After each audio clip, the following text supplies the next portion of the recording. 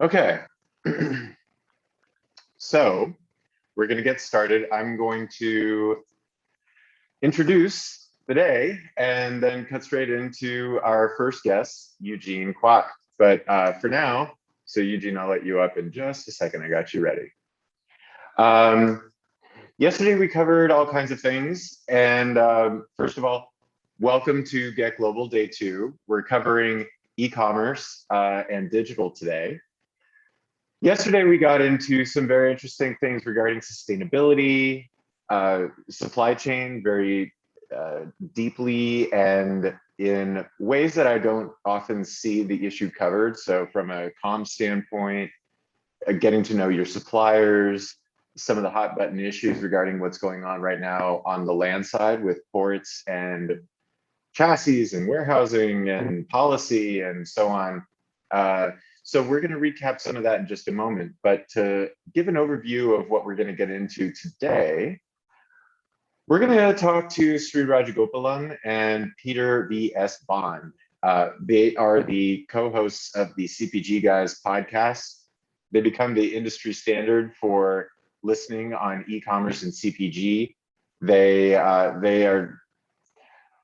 have special agreements with their companies where they're not allowed to say who they work for, but you should go and look them up on LinkedIn because they're big effing deals.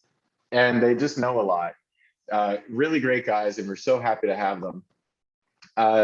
After that, we're going to talk about live shopping and how it's taking over the world. We have the godfather of live shopping, literally the founder of the entire thing. He created it while he was at Taobao content platform.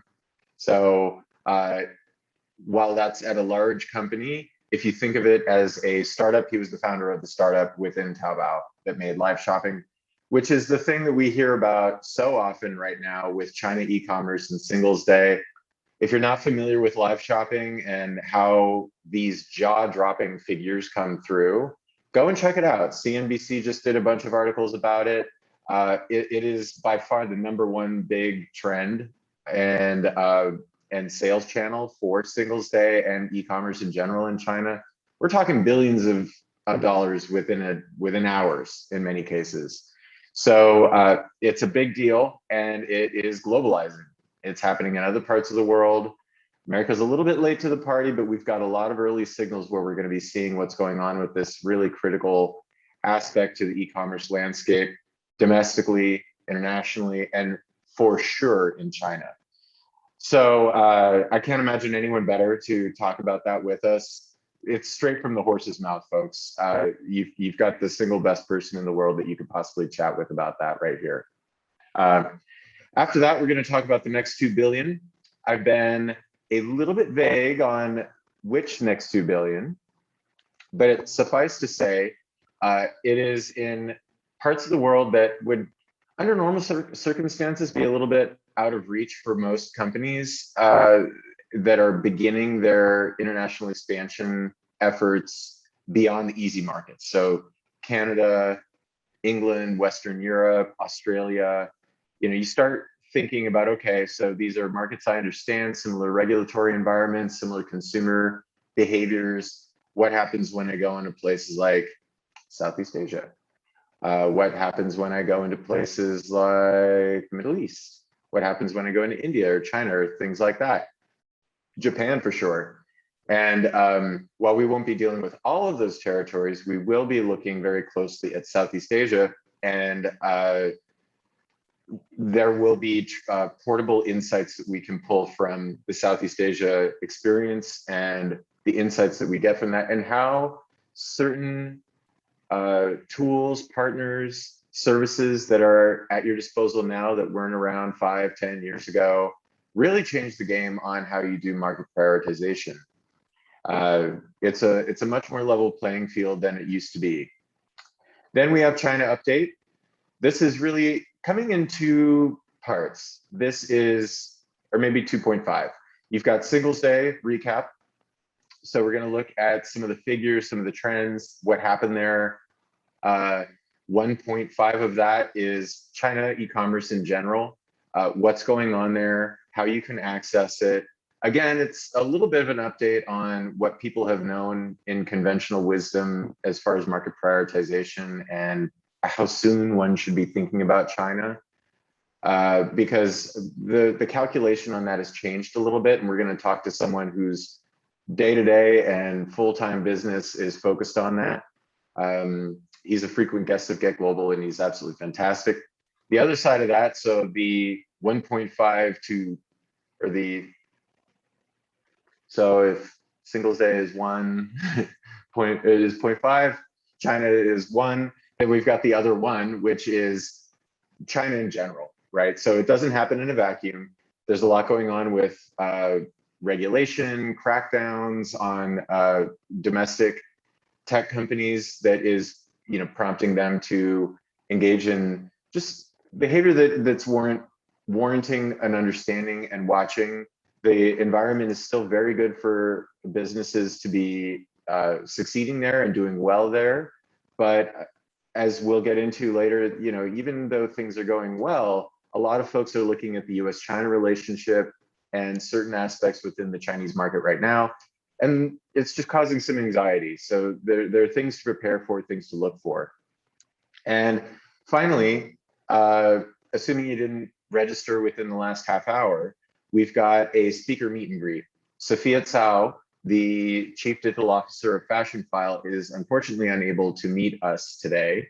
And she sends her regards. She had a personal matter come up, and because we wanted to deliver something there, I reached out to some of our speakers, and on a separate link, which was emailed out, and if you didn't get it, please let me know. We are gonna wind up this this one-to-many opportunity right here, this virtual summit style engagement, and we're gonna switch to a meeting. So that's in the email that you got. And again, if you didn't get it, we'll be turning to that at noon today, Pacific time, 3 p.m. Eastern, and y'all are invited. We're gonna talk about everything that we learned today, chat with the speakers, do some Q&A. We're gonna talk to Rick. He's our special guest, and his friend Jackie Zhu. So I sent out a little bit of information about her, but she was an early success story for P&G in live shopping and in China, and then went on to be the director of AI product at ByteDance and TikTok. And more recently, she was a product leader at Poshmark. So we got superstars, folks. This is going to be absolutely amazing. And with that, I'm bumping up Eugene, and we're going to do a little bit of a recap. So Eugene is from Singapore Economic Development Board. They are a partner. They've been intimately involved in a lot of the programming and how we arrange this stuff. And Eugene is new to the San Francisco office. If you dealt with his predecessor, Kelvin, great guy, easy to work with, extremely helpful, just a solid dude. And everyone in the Bay Area liked him. And Eugene is a similarly fantastic guy. So little surprise, everyone that I've been dealing with over there has been nothing but very friendly, very helpful, enthusiastic, extremely knowledgeable. In many ways, Singapore EDB is the gold standard for how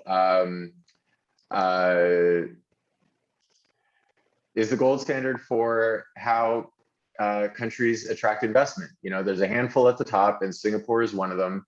You know, if you wonder how this tiny little patch of land in the Southeast Asian region has been able to punch so high above its weight, part of that is due to the fact that they just know how to talk to folks and create a regulatory environment and just be helpful in the region for folks who want to get into Southeast Asia in particular, but Asia more broadly as well. So Eugene, howdy, how are you? Hey Julian, doing well. Good morning. How's your voice? You were talking for 6 hours yesterday. I was monitoring you. You barely took a drink. Yeah, it ended up being all right. It was a little bit crispy at the end, but you know, we made it work. And okay. And so yeah, so tell us a little bit about what you learned. And by the way, let me just add this, folks, for all these partners that you hear about, they really do get deep into what we do. It's very collaborative. If I have a problem, I go and I tell them, we work it out. Like, this is very much a team effort. This is not just folks showing up to eat dinner at Julian's house. They are very much in the kitchen with me, and we're making this all for you. So if you're curious about anything that you hear today, it's the kind of thing where you could just call them up. They are extensions of this team, and they consider me in many cases extensions of theirs. It's a collaboration. I only hunt down the best. I've been pestering these folks for years because I know that they're the best, and I knew it would make sense for all of you. So reach out. They're wonderful, friendly people. They love being helpful. They love getting to know you. So with that, back to you, Eugene. You were saying. Yeah, no, I think it was a really good diverse session yesterday. Touched on many interesting topics with regards to sustainability, with regards to a little bit of e-commerce. I think that the top of mind topic right now is the supply chain tightness in the US, globally as well. And I think there was a good amount of coverage on risk factors that corporates should consider in this day and age, which is a really, really big one. I love the quote from the second speaker yesterday. I'm trying to recall her name, Melissa Coppola, about how companies have to be sustainable in order to be profitable these days. And I could not agree more based on the corporate interactions that I come across. So for me and my role, my team is really involved with capturing foreign direct investments from the Bay Area down to Texas. So we talk to a whole bunch of different companies across regions, consumer companies, chemical companies, tech companies. And, you just kind of run away from the dirty word, which is sustainability, right? It's so critical right now, especially as COP26 just rounded out. And you have, so some things that I learned is that, 90% of emissions, of global emissions, and 90% of world GDP will be covered by some form of net zero pledge by 2050. So if you think about that, that's pretty huge. That's going to direct and change and alter the flow of capital going forward. And I think it will change the way that, how goods are manufactured, the modalities, how goods are transported as well. Before this, Julian and I were just talking that, we used to say that this generation is the generation of instant gratification, and Amazon Prime really spoiled us for that. But I think as the generation becomes a little bit more, I guess, environmentally conscious, I think people are okay to say, I'm willing to pay that X% more for a product that's a little bit more sustainable, that has a life cycle analysis that's a little bit greener. Or they're okay to say that, do I really need that product tomorrow for instant delivery, like what I can get in Singapore within 2 hours? Or can I wait 2 or 3 days if it's not really urgent? And I think people are getting more and more open to that. And perhaps that could be some part of the solution to, unwind some of the supply chain tightness that we're going through. But of course, there could be other factors like carbon taxes and things like that. But those are huge, bulky issues that, bring big government into play, and companies need to have a strong alignment on that. So, yeah. Yeah, definitely. And another thing that really stood out to me was, and I heard this again and again and again, not just in the Global Update and Outlook session, but in Melissa's session, and in particularly the supply chain, but also Jonathan Wood's session on global risks. If you're not talking to your suppliers, you are really, really screwing up, because if you're making brand promises, if you care about sustainability and ESG measures more broadly, and especially if you get hit with a supply chain crunch the way that we have recently, and then of course COVID and everything else, if you don't talk to your suppliers and they don't know you, you don't know them, there's not a whole lot you can do. You're really at a disadvantage when that comes up. So the only way to make that work, and the only way to have an agile supply chain, is to get out there, get to know these folks, understand their values, how they're changing, what they think. And there's just a lot to being there and learning, right? I think that's probably the biggest theme that I came out with across the whole day, starting with Jonathan and then continuing on to Melissa, and then, even closing it out with Wei Chuen, who dropped some really good insights on how to get your supply chains right in Southeast Asia. That's right. And I think that, a lot of people kind of diss big consumer companies for making it into a plastics issue and stuff like that. But what I think the general public doesn't understand is that, the large consumer companies really hold the key to a more sustainable future, in the sense that they are the ones that are putting bottles and snack packets on your supermarket shelves or on your Amazon carts, but they are also the ones that are setting the standards for, you know, more eco-conscious packaging that doesn't come from oil, packaging that can come from plants, right? Packaging that could be one day potentially, you know, net zero or very low from a carbon footprint perspective. And, you know, I was in New York yesterday because there was a meeting amongst the Alliance to End Plastic Waste, where you see large Wall Street financial institutions coming together with startups, coming together with big CPG companies to say, how can we make, you know, that transition forward? So I think it's a really interesting time. What Wei Chuan said was absolutely right. Know your suppliers, not just your current suppliers, but the new generation of suppliers that are adopting technology that's coming out from great universities across the world, definitely in the US, to, you know, change up the supply chain, change out how material is being made. And, you know, from Singapore's perspective, that gels really well with our sustainability goals. So we instituted a carbon tax last year of pretty low, 5 Singapore dollars per ton. That's to drive some behavior. And, you know, as a signee of the Paris Accords, you know, we want to be responsible from that perspective. But, you know, we have a goal that by 2050, we want to 1.5x or 2x the amount of sustainable products that we make, or that, you know, our investors make in Singapore.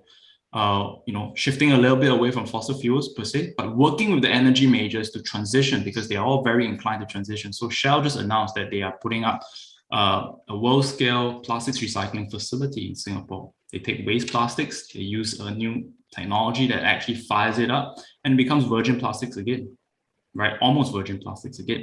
It costs a little bit more, but, you know, we have to work down the cost curve. The first technology adopters will have to pay a little bit more. And from a carbon CO2 capture perspective, I think we are also working with the private sector in capturing that and, you know, working towards some net zero goals further down the century. Sure. And, you know, I think that you were absolutely right to point out that it's really the consumer that's king here, right? Mm-hmm. What's going on with society, and then is felt by brands and companies of all kinds, needs to be transmitted back to across the supply chain to all the partners. And you know, I think a really great thing to do and a responsible thing to do is, when you're going out there and getting to know your suppliers, telling them exactly the pressures that you face, because as a brand, for instance, and say, hey, look, you know, and this was a really valuable insight from Wei Chuan again, which is, you know, it's not the zeitgeist that's here in sustainability isn't really broad based out in Asia and many parts yet. And so going out there and just explaining what it is that you face and why this is important, and the level of detail that you need to ensure to be able to make your brand promise. If you say, hey, look, this is so important to me and so important to my customers that if something were to go different, I wouldn't be able to work with you anymore. They will listen. They will listen. And if something goes wrong and they start, you know, getting funny with you, you can point to the case of Dyson that Wei Chuan pointed out and say, hey, look, you know, look at what happened with Dyson. They had to terminate that. And I don't want to have to do that here. I can help you. We can help each other. Let's grow together and make this right. And that's a winning combo. You know, one thing I've learned, and I was talking to a friend about something similar last night. You know, talking to people and just working it out is usually the way to go. So thanks for the recap, Eugene, and everybody watching. For real, you know, these are folks who know a lot about their region. They know obviously a ton about Singapore, but consumer behavior, what's going on, innovation, how to integrate with the local market, who to talk to, how to set up, interesting trends, help you get plugged in with the local scene there. All of that stuff. Like, I gotta say, like, Singapore EDB really has it going on. So don't hesitate to just reach out and say hi. If you're in the Bay Area, we plan on doing some things there. So keep an eye out. We'll you know, as soon as we figure out that Omicron is not the variant we've all been fearing, you know, I'll plan something to get local there too. But and maybe something here in Los Angeles. But Eugene, thank you again, and I will talk to you again soon. Pleasure. Thanks, Julian.